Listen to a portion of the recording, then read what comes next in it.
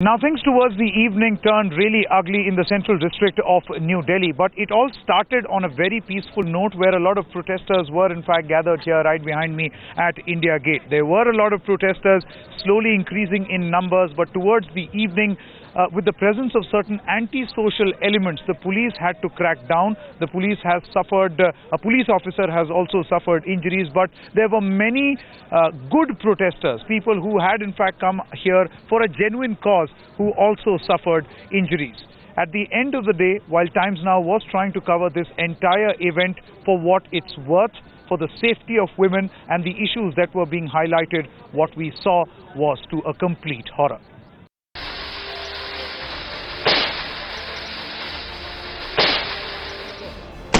Tear gas gels. A couple of the protesters took things too far. You can see fires being burnt up. Destruction of public property really over here. There, another tear gas shell that was just lobbed over here. Water cannons.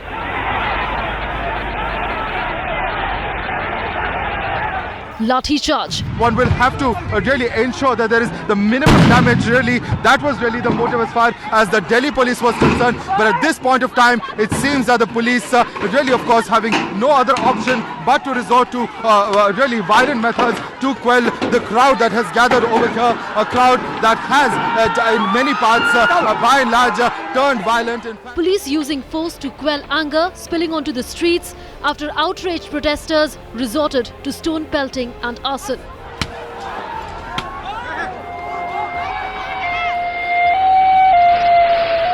जो लोग यहाँ पे the elements anti social elements जो यहाँ पे ये barricades तोड़ रहे हैं, गालियां दे रहे हैं, चिल्ला रहे हैं, पथराव कर रहे हैं, हम उन्हें पकड़ेंगे because they guys are not part of the protest. वो सिर्फ इसलिए आए हैं कि यहाँ पे ऑलरेडी टेंशन है, उस टेंशन को हमारे कॉज के अगेंस्ट ये टेंशन को यूज किया जा रहा है। It's a much more agitated crowd. Yesterday seemed more like a spontaneous response of college students, particularly in the national capital. Today, of course, there have been allegations that perhaps there could be some political motivation with certain students' unions being part of it. We cannot confirm these reports at this point of time, but certainly, of course, it is a much more agitated crowd, a crowd that in parts at least has turned violent, has taken the law and order into their own hands. The Delhi police under fire for lapses in the Delhi gang rape case, warning of action against the protesters who resorted to violence. The peaceful agitation by the public has been taken over by hooligans. That is why we want to request the public through the media that the public who are peaceful, who know that their demands have been considered, they should go back home, and so that we can isolate the hooligans and take action against them. Even the principal opposition party appealing for calm.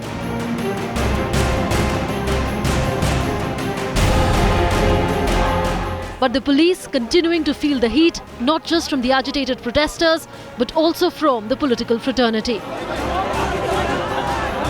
Huge demand. There are voices that the commissioner of Delhi Police, the Delhi Police Commissioner should be removed. That's going to send a strong message. Is that something that Delhi government or as a congressman you would also demand? This is something the Home Minister must consider.